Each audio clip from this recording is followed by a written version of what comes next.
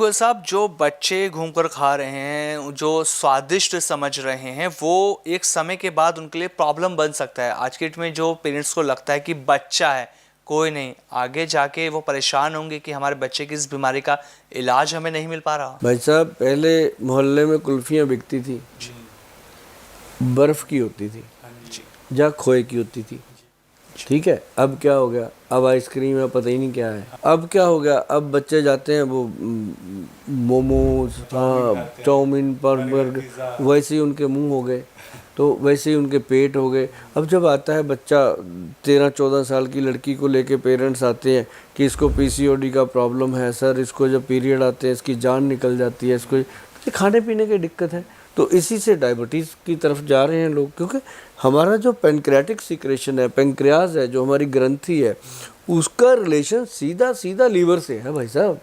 अच्छा गोयल साहब, liver, diabetes और पैंक्रियाज की अगर मैं बात करूं, क्या आपस में इनका कनेक्शन है? हाँ, लोग कहते हैं मुझे शुगर होगी, मैं कहता हूँ पहले तेरा लीवर खराब था, तब कुछ सालों के बाद जाके शुगर ने दस्तक दिया, क्योंकि हमने पहले लीवर को डिस्टर्ब किया, फिर डायबिटीज़ हुआ, डायबिटीज़ के बाद फिर थायराइड हुआ, थायराइड के बाद बीपी हुआ, बीपी के साथ ही कोलेस्ट्रॉल बढ़ा, ट्राइग्लिसराइड बढ़ा, पूरी लाइन लग जाती है, फिर हार्ट आ गया।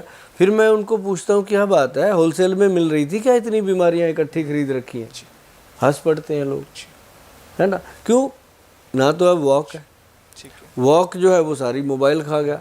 बिस्तर पे बैठ के एक बार रील शुरू हो गई, चल कल चलेंगे सैर करने, आज तो हो गया सारा काम। इसमें बहुत पंगा हो गया। तो फिर खाने पीने में देखो, हफ्ते में 1 या 2 बार तो इंसान बाहर का ही खा रहा है, किसी भी रूप में खाए, घर का खाना ख़राब हो गया। तो ये चीज़ें जो हैं, अब एक चीज़ और बताता हूँ मैं आपको, जो डायबिटीज़ का प्रॉब्लम है, आप नोट करिएगा, अगर आप डायबिटिक हो, ये बात तो क्लियर है कि आप ये वीडियो देख रहे हो, या तो आप डायबिटिक हो या आपके घर में कोई डायबिटिक है, या आपको डायबिटीज़ रोग के बारे में जानना है। अगर ये जानकारी सटीक चाहते हो तो मेरी बात को ध्यान से सुनना कि शुगर होने का एक बड़ा कारण है स्ट्रेस। स्ट्रेस जो है वो ये नहीं होता कि गोयल साहब को भी होगा स्ट्रेस तो आपको भी होगा स्ट्रेस, उसको स्ट्रेस होता है कि हम एक बात को लेके छोड़ते ही नहीं, वो दिमाग में ही अटक गई, और फिर क्या होता है कि हम सोचने लगते हैं। क्या होता है, एक एग्जांपल देके बताता हूँ कि आसमान में सबसे पहले क्या होता है, बादल, फिर बादल करते हैं गड़गड़ गड़गड़ गड़गड़ गड़गड़ करते हैं ना, गड़गड़ाहट होती है बादलों की।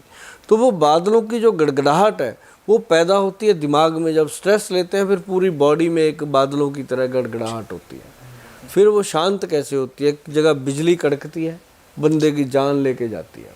उसी तरह वो गड़गड़ाहट जो होती है वो हमारे किसी न किसी ऑर्गन पे जाके इफ़ेक्ट कर देती है। सीधा स्ट्रेस का इफ़ेक्ट होता है मैदे पर।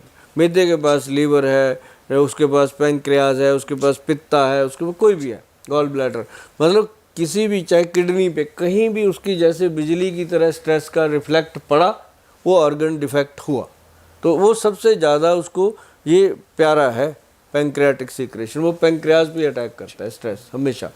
तो उसके बाद क्या होता है कि बीटा सेल कमज़ोर होने लगते हैं, शुगर को कंज्यूम नहीं कर पाते, शुगर बनती है, बीटा सेल के पास जाती है, बीटा सेल उसको लेता नहीं, वो वापस ब्लड में चली जाती है, घूमती रहती है, बढ़ती रहती है, इंसान का खून चूस लेती है, और देखने वाला कहता है क्या हो गया आपको।